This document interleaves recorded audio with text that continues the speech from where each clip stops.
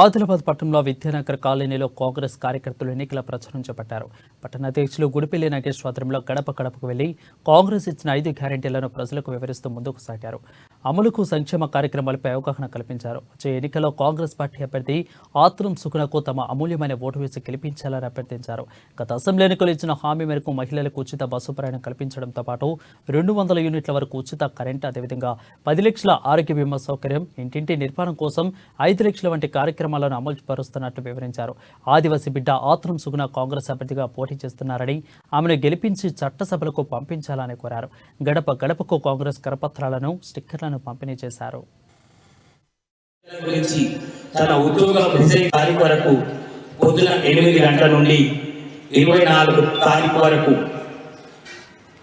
ఏకధాటిగా గడప గడప కాంగ్రెస్ ఉంటుంది. నిస్వార్థ కాంగ్రెస్ కార్యకర్తలు అందరూ కర్ణి శ్రీనివాస్ రెడ్డి క్యాంప్ ఆఫీస్ నుండి బయలుదేరి 10:30 వరకు మనం ప్రచారంలో పాల్గొంటాం. మనం ఈ ఆదివాసీ బిడ్డ ఆత్రం సుగుణక్కని 13వ తారీఖు పోలింగ్ ఉన్నది. ఆయనని మనం గెలిపించుకుందాం. కాంగ్రెస్ యొక్క పథకాలని ఇంటింటికి తీసుకెళ్దాం. రేవంత్ రెడ్డి గారు చెప్పినట్టు 100 రోజుల్లో ఉంటే 5 లక్షల రూపాయలు ఇచ్చే కార్యక్రమం ఎన్నికలు అయిన వెంటనే మొదలు పెడతానని నిన్ననే కంది శ్రీనివాస్ రెడ్డి గారు చెప్పినారు.